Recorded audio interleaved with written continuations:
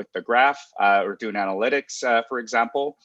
We provide essentially a no-code solution so that any developer, Web 2, Web 3, can make calls and analyze blockchain transaction data with very low friction. And that's essentially our goal, to make it as seamless as possible for anyone to be able to slice and dice and analyze blockchain data. And so we're really excited to be working with CasperLabs with a focus on enterprise. That's really the key value for us, is being sort of focused on the enterprise ecosystem.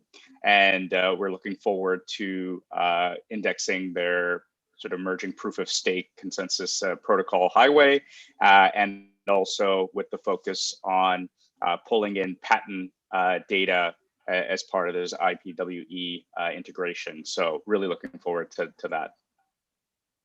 Yeah, I just realized that I, flubbed a little bit in the live stream. I didn't hit actually go live, so the initial portion got missed a little bit. So today we're going to be talking with Covalent. They offer a business intelligence and analytics solution.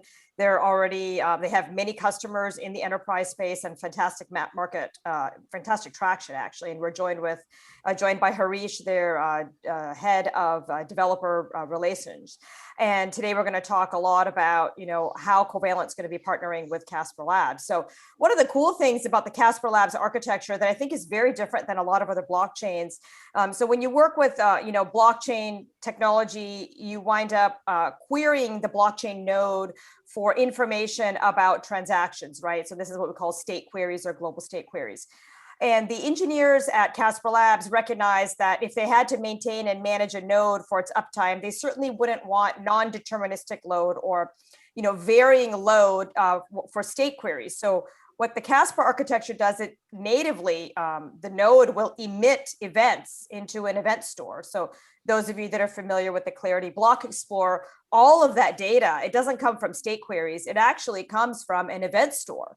And so when we met with the folks at Covalent, we're like, well, they were like, this is really easy, right? All we have to do is just grab the events. We can put them in an event store, and then we can build a query service using any kind of technology that we wish, whatever Covalent uses, they can build that on top of the event store. So it makes it really easy to integrate, the Casper architecture into your architecture. And you can actually just query for those events from the event store that you care about for your specific dApp, right? You don't care about all contract events. You're just going to care about those events that are germane to your technology, right?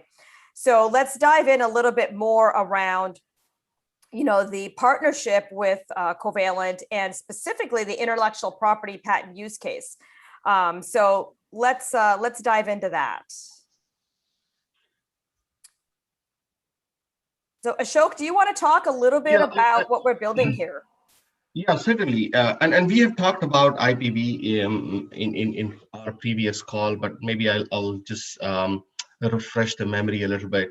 So IPV is an intellectual property marketplace where they have all the global patent data on their platform, and they facilitate transactions around discovery and transaction around patents.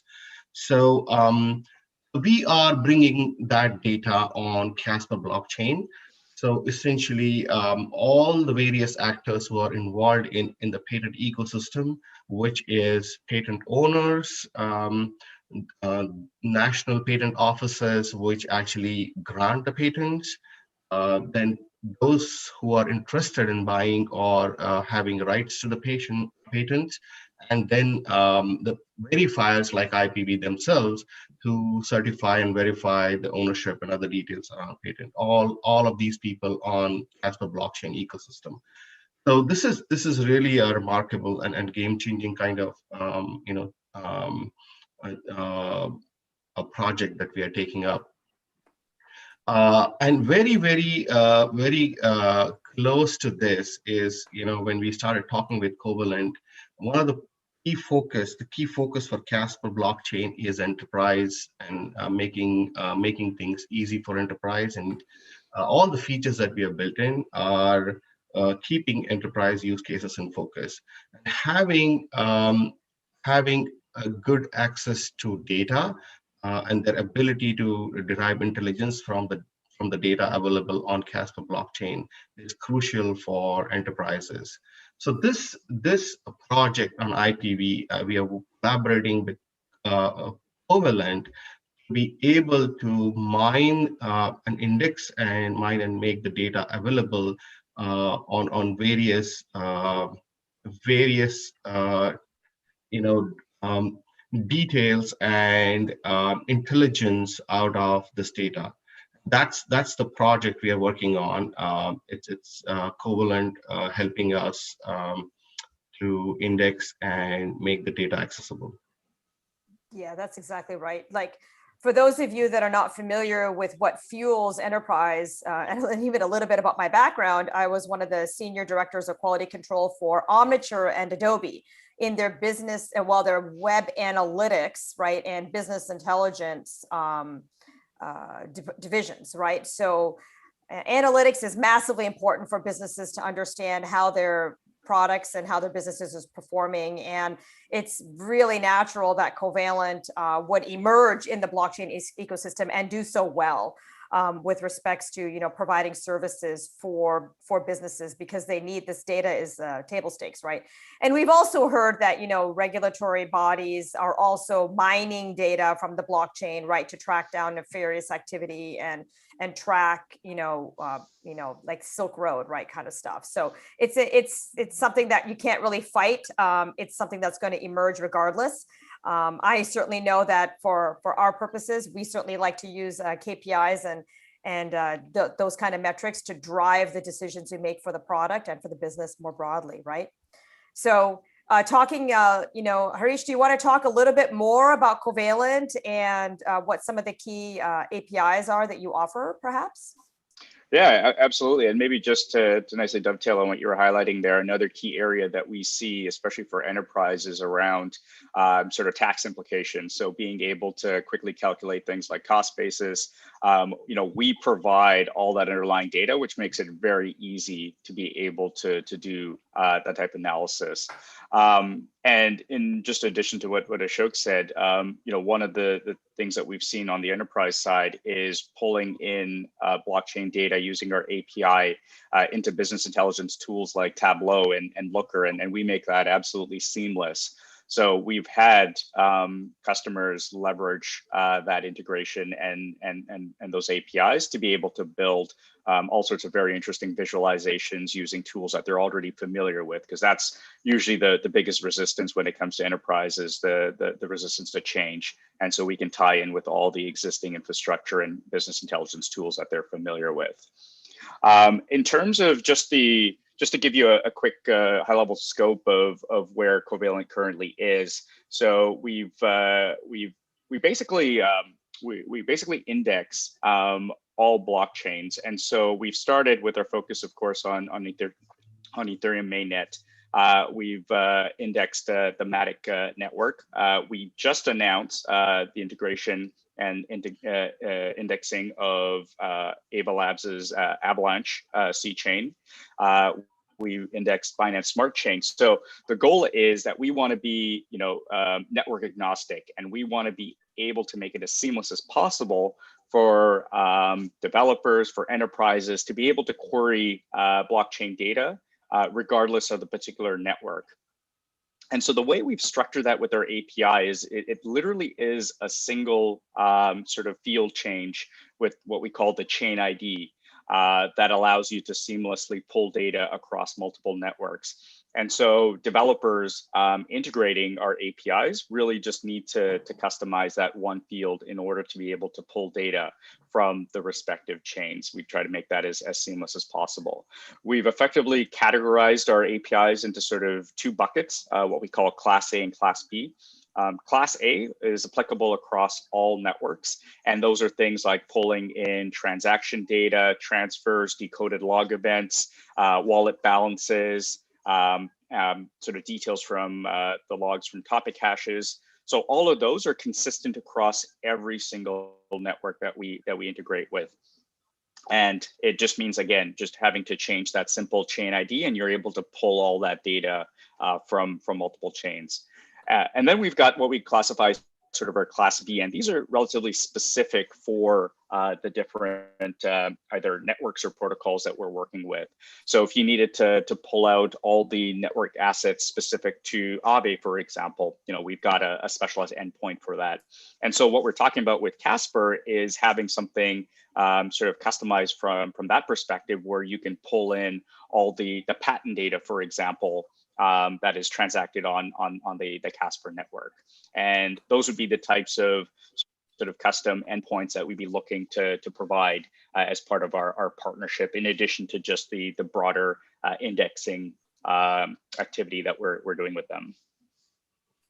Yeah, that's amazing. Right. Like, one of the things I couldn't agree with more is your assertion that enterprise is not going to change their tools to use blockchain.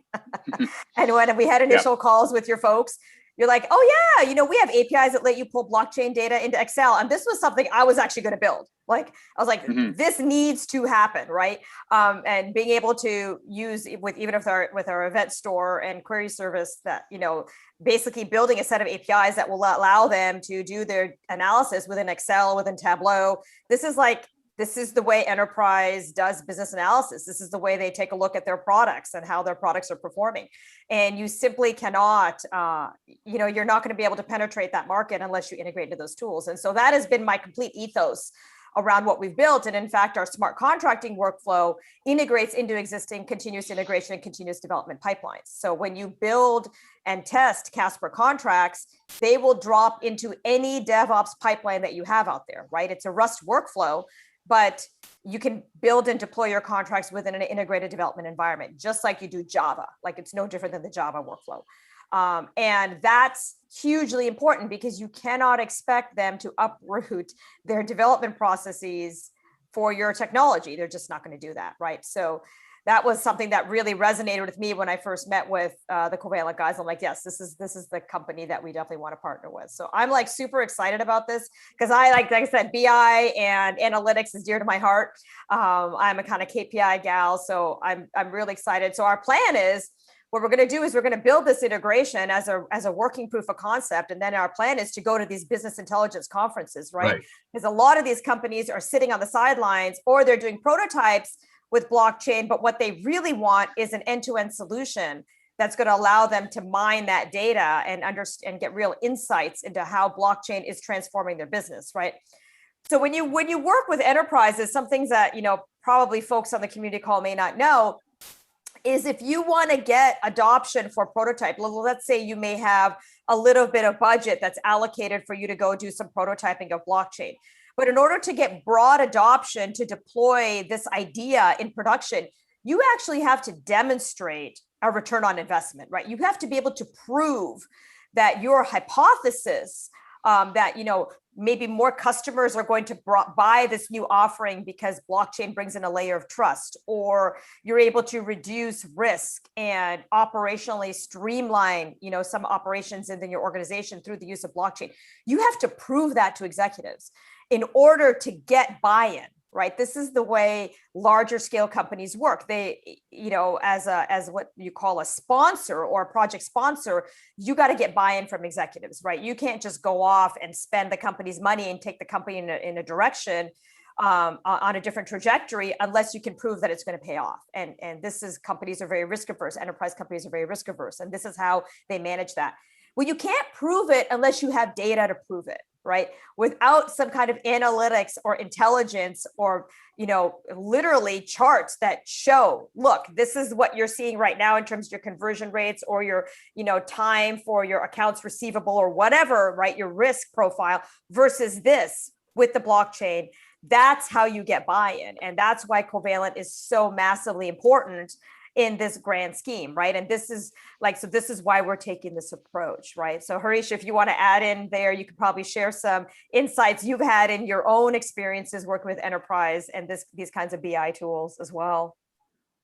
Yeah, it's funny you mentioned that. I mean, just one quick story from my end in terms of what you just highlighted there, where we spent a lot of time sort of building out a relatively custom solution for an enterprise customer. And it turned out literally all they wanted was a CSV export so that they could run pivot tables on that data. And we're like, okay, we'll just change the endpoint so you can get a CSV dump of this data.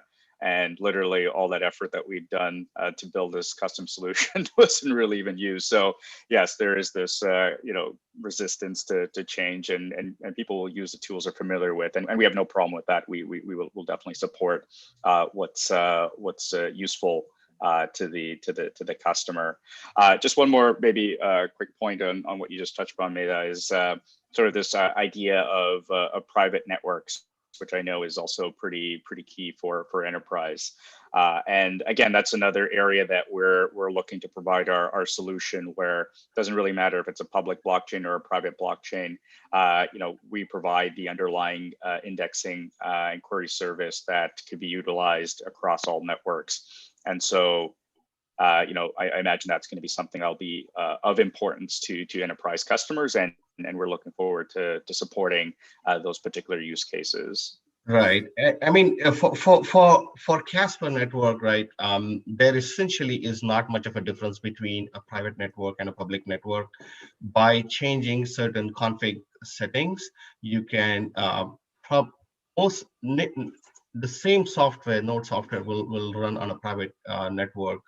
And then the IPv use case that we're talking about is going to be a consortium. So most likely it's going to be a kind of a hybrid use case where there is a private consortium network working with the public blockchain to kind of use it as a chain of custody solution. Maybe That's right. Maybe I can add a little bit about what we are trying to do here with Covalent. The Medha talked about enterprises needing kind of proof of the use case and how it really works.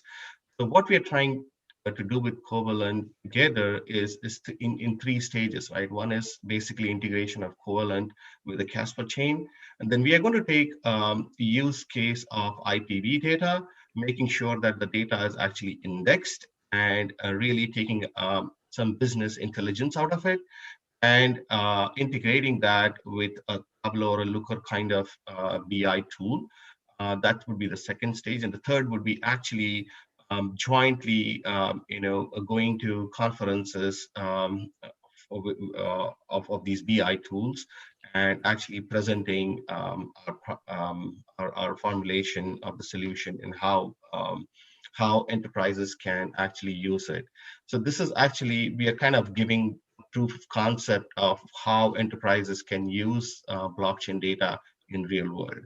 So in case of IPv, for example, we can derive intelligence around what technology is right now most patents are coming, or which geography is more patent rich, or where new patents are coming from, or which technology area most patents are being bought for. So some kind of intelligence that can be derived from the data that we see on blockchain. This is going to be a kind of a real world use case, which enterprises can very easily relate to and understand how the data could be used. Yeah, that's exactly right. I think enterprises are waiting to see, right, which blockchains can actually meet them on their grounds, right? They're not going to move from their workflows for new technologies. And with respect to the private, public, permissioned, and hybrid models, the beautiful thing is the way the Casper Network technology is structured is it is very easy for us to build these solutions out without having to really make dramatic changes or any changes for that matter to consensus, right? Consensus doesn't really care about what the participants are or how they rotate. So it's trivially easy for us to build out custom networks for companies depending on what their specific needs are, and the architecture scales out beautifully. So we can integrate the exact same event store, be it on a public network or private or permission network, with Covalent.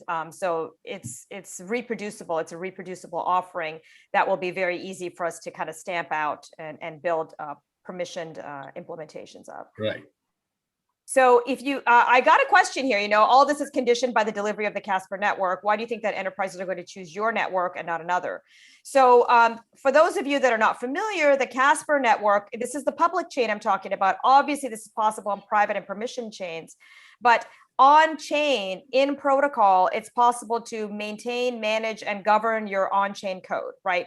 So we believe and we understand that enterprises, or really anybody that's a smart contract author, needs to have on-chain controls over who upgrades a smart contract and how, as well as within the contract itself, migration tools that allow you to upgrade, version, and manage your smart contracts.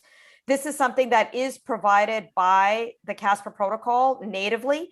When you deploy your contract, you deploy a contract package, and that contract package can have any number of versions within it. And you can basically kill old versions.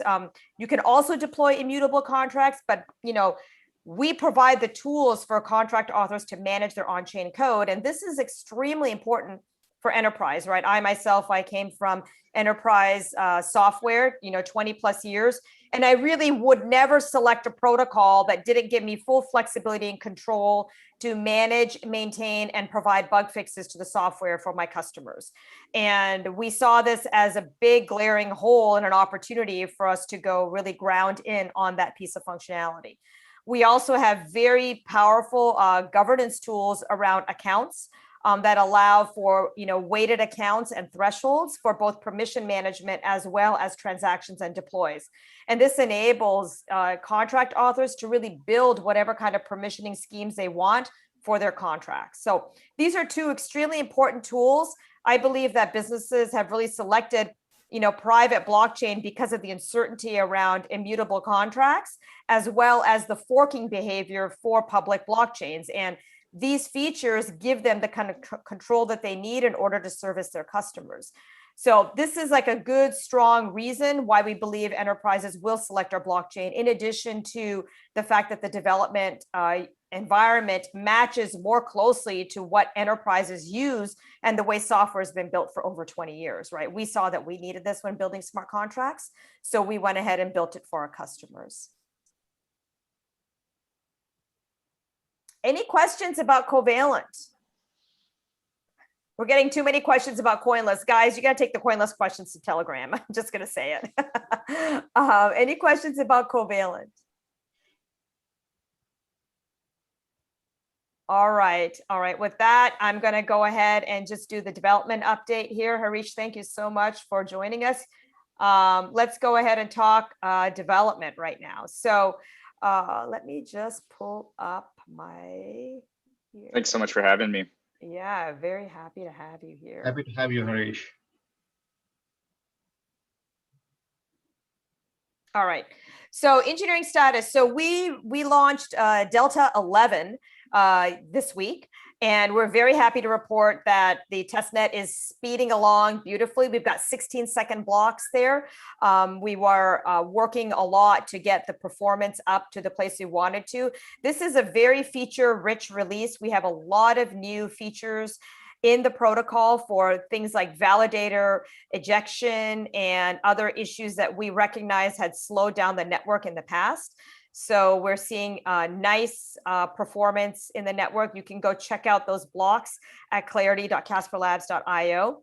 Genesis validators and Genesis accounts in this testnet are locked. So the 90-day locked bids functionality is present in Delta 11. So if you're one of those lucky Genesis validators in Delta 11, guess what? You don't get to touch your rewards. You don't get to touch your token at all through the Delta process. So you're going to be locked up for the full 90 days as long as Delta 11 is around.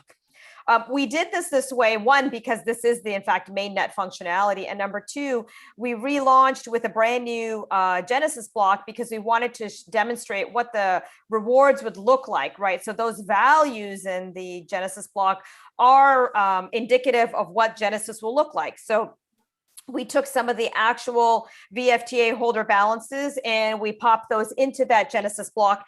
And so folks can get a sense with a 10 billion starting supply, what the inflation rate and the rewards actually looks like. So to kind of give folks a real world example of what token rewards are going to look like in Delta 11. So if you're curious about that, go check out the auction state in Delta 11, and you can see what the different validator bids look like and how they're increasing era over era.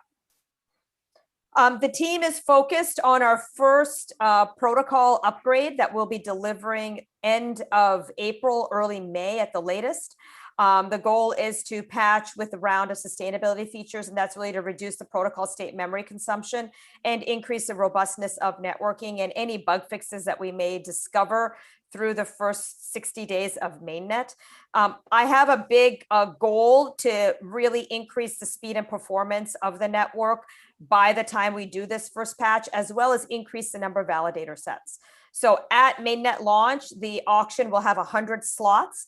We anticipate about 60 slots will be consumed by Genesis node operators, leaving about 40 for those that participate in the token sale. That would only be those tokens that are freely trading. Those tokens that are not freely trading will be locked up for either 6 or 12 months, depending on which tranche you take.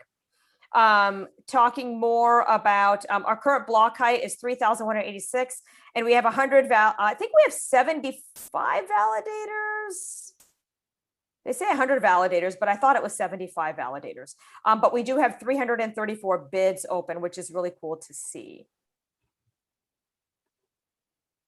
Let me scroll this down a bit. So let's talk a little bit of some of the ecosystem work that we're doing. We are reworking the JS SDK. We built that JS SDK very quickly. For those of you that haven't checked our latest release in terms of our press release, we built the JS SDK. I keep talking about our custody provider. Very proud to announce that our custody provider is BitGo. So we're super proud to be partnering with BitGo. For those of you that are not familiar with BitGo, they are the premier custody provider in the space. They basically decide who they integrate with, and we are so thrilled that they agreed to integrate with Casper, and we were building out that JavaScript SDK rather rapidly to facilitate the BitGo integration. And now we're taking a step back and we're putting that JS SDK under CI, reworking some of the internals to make it more robust and building out an entire test framework, because that's how we deliver software. We're going to be transferring these repositories to Casper ecosystem. You will also see CasperLabs, the company, transferring all of the Casper node and the Casper infrastructure to the Casper-Network GitHub organization as we transfer that intellectual property to the association around the time of mainnet launch and the public token sale. The public token sale is being held by the association. The association will ultimately own all of the intellectual property that CasperLabs has built. We're going to be implementing the Casper contract DSL. We have a small DSL now. We're going to be uplifting that. We're going to take some lessons learned from Polkadots Inc. To help make smart contracting even easier than it is right now. And doing lots of work around Casper course slides and recordings and tutorials to help people get started with smart contract development. On the economics research work, I'm really excited that we have done a grant with Tim Roughgarden. For those of you that know Tim Roughgarden, he wrote a paper on EIP 1559, a great deep analysis. He's going to be doing a deep analysis of the economics of highway. I look forward to his work. Look forward to that launching or coming out probably in 60 to 90 days, where we'll be publishing his findings around highway. A lot of people have concerns and questions about slashing in highway. We are taking a close look at our slashing policy, and Tim will also, Dr. Roughgarden will also be doing a deep analysis of slashing in highway and what the merits of slashing are or are not. And that will inform our decision regarding slashing. On the contract runtime, we do intend on deprecating purses, and we'll be following much more like a, account model, an account address type model, where the token is just held at the account. And we'll probably move away from the purse model just simply because it doesn't scale very well. We want to scale that out a little bit better. And we're also going to be focusing on deleting nodes in the Merkle tree. This is also known as state pruning. So Matt Doty, those of you who are familiar with Matt Doty from Ethereum, he has actually done the work for state pruning. And fast synchronization is actually the work he's completed. So it'll be possible to just ask a node for their global state versus having to replay everything from Genesis. So this enables nodes to synchronize very rapidly with the blockchain state. And part and parcel to that is going to be deleting old versions of the Merkle trie. And then, what'll happen then is the linear blockchain and the event store will be the canonical proof around finalization of any given block. So you get the Merkle proof and finality signatures from the event store. That's really going to provide your proof that a transaction was finalized versus actually performing the state query in the trie itself or the global state itself. So you can look at our CEP repository for upcoming enhancement proposals. And we're looking to the community to really kind of take a close look at that and think about what it is we're proposing for future releases. And we're going to be working really, really hard at getting agreement around future releases and future proposals through this process. This will eventually move to Casper Network as well, as we transition all this to the association. Another question coming in from the community today, Avalanche also announced partnership with Covalent. My question is, will be future options for cross-chain partnerships and adoptions, for example, between Casper and Avalanche? So I get this question a lot around cross-chain integrations and cross-chain support. So one of the things that's really cool what Casper does is we support virtually any kind of key, really. And it's all handled on the client side. So for those of you not familiar, in the global state, an account as a representation of a hash of a public key and the elliptic curve or encryption scheme for that key. So right now we support SecP 256K1 keys as well as ED 25519 keys. And it's relatively easy, relatively trivial for us to add another key type. I'm pretty sure it's not even a protocol hard fork to do that. So you just prepend the encryption curve. A 01 is an ED 25519 plus the public key, 02 prepended, and the SecP 256K1 public key is an Ethereum key. And that's something that's supported in Casper right now. It's supported in the Casper Rust client and in the JavaScript SDK. So building a bridge across Ethereum doesn't even require brand new Ethereum keys. You can actually interact with Casper natively with ETH keys. There's no need to create Casper keys if you don't want to. And there isn't any reason why we couldn't support other elliptic curves and other encryption schemes. For example, I always wanted to support hardware wallets on the iPhone, and supporting secure enclave will be just client-side work within the Casper protocol. So yes, this is very, very, very, very easy to do. What competitive advantage is given to IPv with Casper and Covalent? So the beautiful thing about IPv, so here's the problem that we're solving for IPv. IPv wants to use public blockchain data to provide a token economy around patents, right? So you can start tokenizing patents, and there's some very interesting things you can do around intellectual property once you can tokenize it. Number one. Number two, providing a chain of custody solution for patent data solves a real problem in the patent industry. Right now, 5 to 10% of all patents that are sold by somebody that is not the actual owner of the patent. So the real amazing thing is that with you putting it on the blockchain, you have canonical proof of who owns a given patent at a given point in time, because you can verify that on the blockchain. And why is this important to Covalent? Well, it's important to Covalent because it provides a real use case where you can demonstrate business intelligence and real product KPIs using Covalent technology, right? And when you go to these kind of BI platforms and you can demonstrate an end-to-end use case, that really helps businesses take back that proof, that case study that they need internally to get sign on to use a BI tool. And that's going to really help Covalent from a proof of concept and marketing perspective. And just to add to that, Meta, IPv is also looking for a more feature-rich smart contracting platform to enable various use cases around transactions, pledging, buy and sell of patents, and things like that. That's right. That's right. Yep. That's exactly right. I've answered the question that blockchain's been here for 10 years and thousands of solutions. And why do I think it'll be different with Casper? Casper combines mutable contracts with an immutable transaction history. So your contracts can be versioned and upgraded, and you can govern how those contracts can be versioned and upgraded.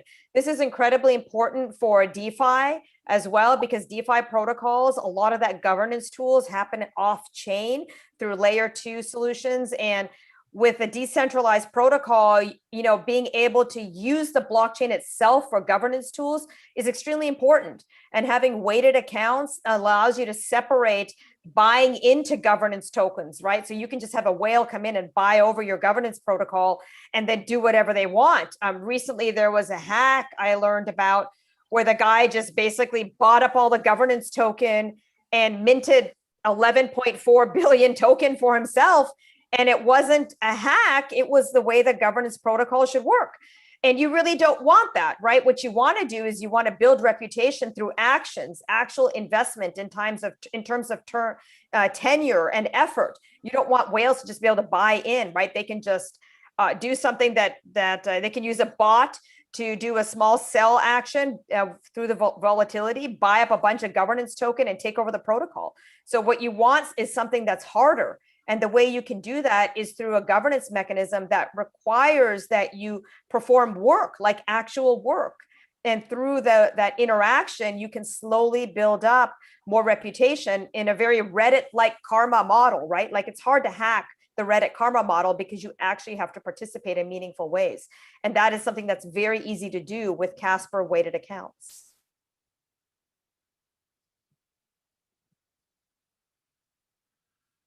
Any other questions? What's your difference from other ETH killers? Well, we don't consider ourselves an Ethereum killer, first and foremost. We are not targeting Web3 Ethereum developers by any means. There is plenty of developers out there in enterprise that haven't even touched blockchain. And our workflow is much, much more like what they are used to. And so we believe they will gravitate towards our workflow because we don't require truffle, ganache, or any of these web type based node type contract development architectures. You do not require a full node in order to start building smart contracts on Casper. You can do that using an IDE. And this is the way software has been built for over 20 years. And somehow the blockchain industry has overlooked that completely and has gone to this, you've got to run a node in order to run your contracts. And that just simply is not the way Casper contracts are built or work.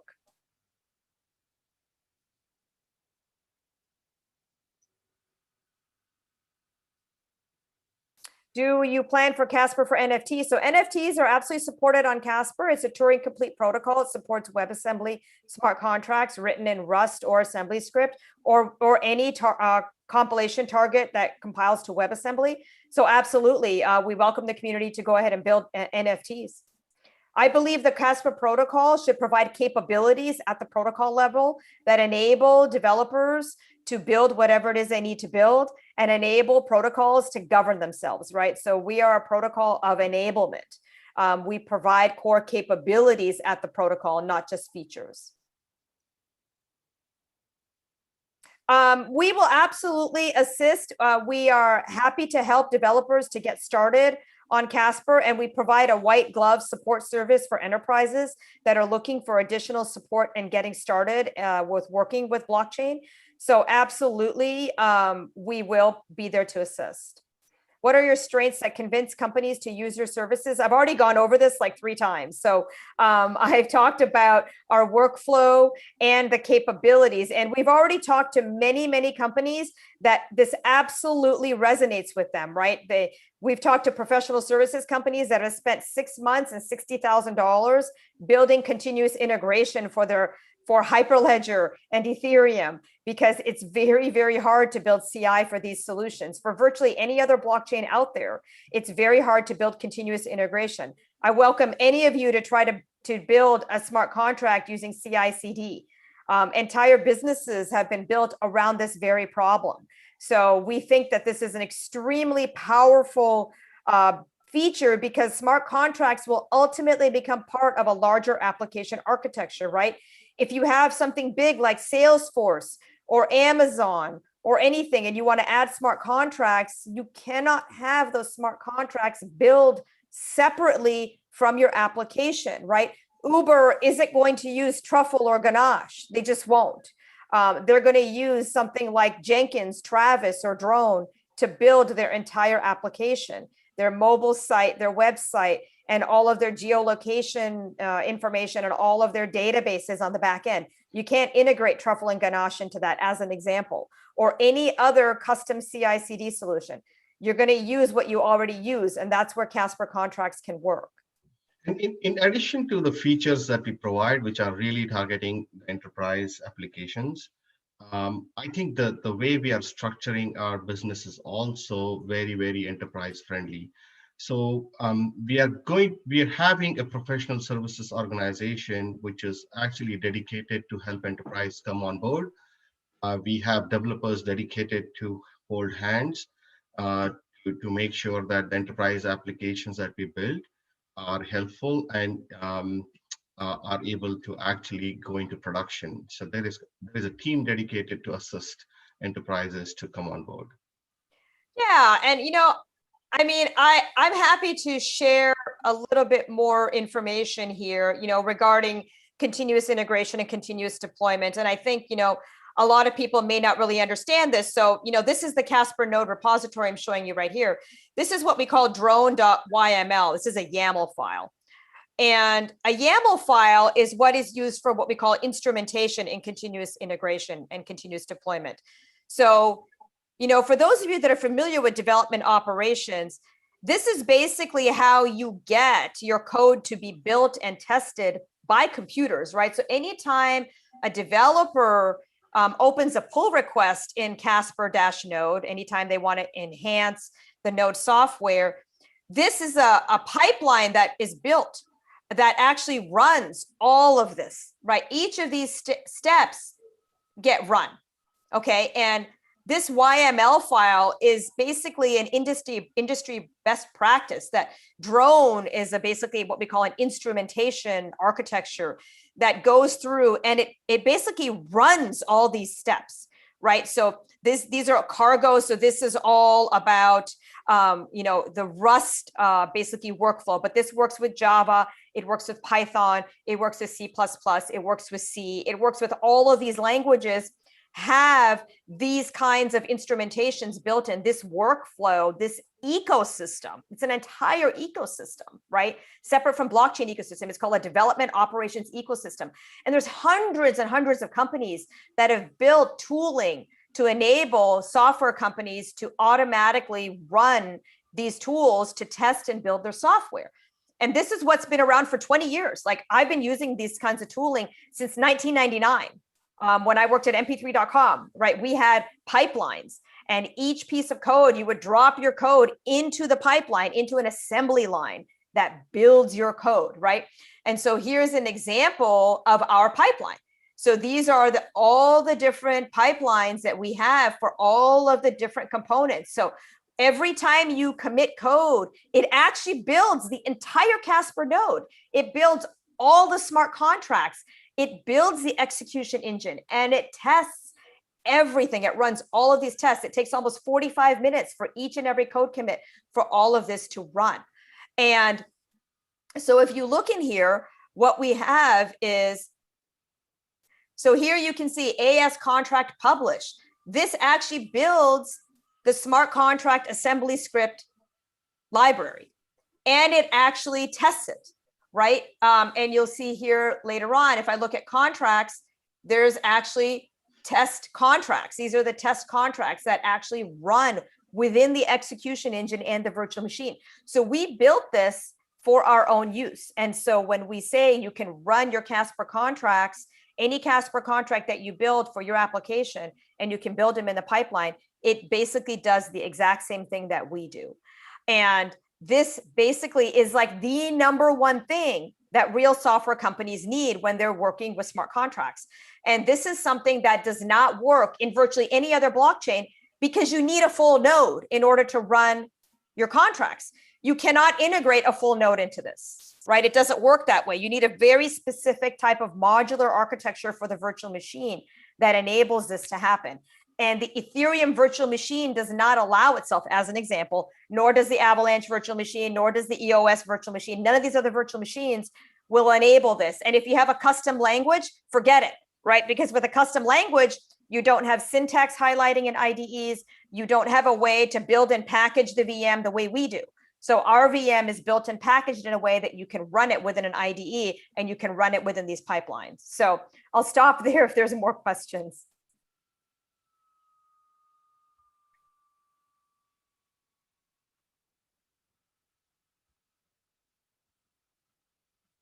You don't have to use drone. You can use Jenkins and you can use whatever other tool you want. The point is that basically you can drop it into you can drop your contracts into a YAML tool and build them. And it's a lot more flexible than it would be to run a whole node in your pipelines, right? You don't want to run a whole node in your pipelines unless you absolutely have to.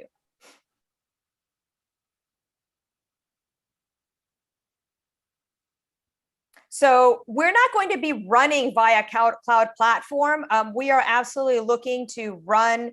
There's a question in the YouTube channel, just so we know the level of reliability to make sure no one goes pulling the plug on your infrastructure and avoid. We mind telling what cloud platform you're going to be running from. So this is going to be a permissionless decentralized network, right? So we have validators that are going to be running bare metal.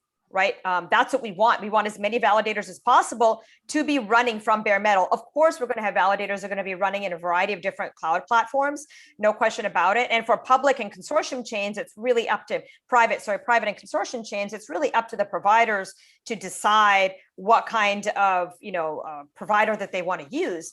But for the public protocol, we definitely want people running bare metal. Absolutely. We are also working with AWS, Medha, to make it easy for validators to get their nodes set up and make the whole operation very seamless. We actually, we had a question in YouTube, if I was supposed to want to use smart contracts for students, can I use Casper? Absolutely, you can. We actually have, we are building an educational curriculum. So if you'd like to DM me on Discord or on Telegram, Wald, absolutely, we can connect you. We have an associate professor of UCSD that's building out both the tutorials, basically the educational content, as well as the assessments. So you'll actually have the assessments, which I think is really important whenever you're building any kind of tutorial or educational content out. And our intention is to basically publish this to Coursera. And we're working with different educational institutions and universities to build out these blockchain Casper specific courses. So there will be a primer on blockchain technology and Casper contracts. I know it's unfortunate, we had a LOL around AWS for decentralization. Couldn't agree more. That's why we prefer the bare metal as well, because that is definitely not a blockchain built on AWS, right? I mean, AWS is great. We want to build those AWS templates out because we believe that as enterprises prototype and want to get familiar with how to, use permissioned and consortium chains, because that is what they want to start off with for their prototyping. We want to make it very easy for them to use Casper technology in that, right? Other questions? Can we still run nodes on CasperLabs? Yes, you can absolutely still run nodes on Casper. If you're interested, we do have a developer DAO, and they are providing grants for testnet participants. The Delta 11 testnet is closed. We had like over 600 plus almost 700 signups. So we had to close it down because we had more than met our participation goals. But once we close down Delta testnet, the Dev DAO will be running the Zug testnet, which will be the public permissionless testnet. And they will be providing grants to node operators that want to participate. So devxdao.com is where you go sign up to be an associate. Also, if you are a developer and you're looking to explore Casper, there are grants where you can participate to build out clients, right? You don't even necessarily need to do smart contracts. You could build out, clients using the node RPC. You could build out web properties for the ecosystem and start building out the Casper ecosystem. We're absolutely looking for developers to come and participate. So, and we will help you along and provide the service you need to be successful. Oh, well, Casper Pillow, that's a great idea. So we'll definitely look at some really cool swag. We've had socks, keychains, the lip balm is fantastic. And unfortunately, because there's not been any in-person conferences, we haven't had that, but maybe we'll look at a Casper Pillow. We have to be careful with the Casper Mattress Company in the United States, of course. We don't want to be infringing on any of their products, but it's definitely a great idea. We'll take it under advisement. What are the token requirements for validators, please? So there isn't a minimum token requirement for validators because our system uses an auction contract, right? And so the auction contract is a permissionless on-chain contract that operates as a first price auction. And those validators, there's a certain number of slots, and the validators that have a total amount of bid that comes from both their own bid as well as the delegator bid. So delegator really is the way you can stake your tokens to any validator on chain through a permissionless process. It's the combination of that total weight gets them a slot in the auction. So delegators can select those validators that are providing great service and the best fee structure and the best returns to stake with, right? And you will drive that through that mechanism. You can drive the validator set and really help determine who makes it into the network. We feel that this provides a lot of power for the people to decide what the validator set is. And rewards are distributed according to stake. So the rewards go directly to stakers. It doesn't go via the validator by any means. The commission is automatically deducted by the protocol, and the benefits, the rewards go directly to the staker. And we do intend on rotating like the bottom third of the auction contract. So we have a nice, thick, deep pipeline of bids, and it will enable persons with lower stake amounts to get in. So it's not just strictly encouraging whale formation. This is something we're going to take a look at probably within the first 60 to 90 days post mainnet to provide a greater opportunity for more people to get into the validator set. How many transactions per second will you have on Casper? So this is a really hard question to answer. As the network becomes more decentralized, it could tend to slow down because Casper does adjust round lengths. Right now, we're really happy with Delta Testnet. We've got 16-second blocks, and we believe that the protocol can support as fast as 4-second blocks. We have tested as much as presently 2,500 to 2,600 transfers in a given block, which we believe will put us at a minimum of 150 transactions per second, with a headroom to go up to 1,500 to 2,000 transactions per second. But again, it really depends on network performance, right? So if the network is really, really slow, the round lengths will go up. And if the round lengths go up because it's taking a long time to get attestations or because validators are going offline, it will affect the performance of the network, right? Because the network is elastic, right? So we're not going to really know until we get out there. And as the network decentralizes more, if network bandwidths don't improve, right, it will slow down. So, but we know that we have a lot of headroom to really improve the performance, right? And the internal virtual machine can support 300 transactions per second per core, right? So on an 8-core machine, we can get as high as 2,500 transactions per second on 8 cores, right? And so then you add the overhead of consensus and all of that. So it's hard for me to give you an exact number. And, one thing you need to know about, both Renal and I, we are not going to, give you guys some kind of like stupid TPS number that isn't real, right? Like for us, security is the most important thing.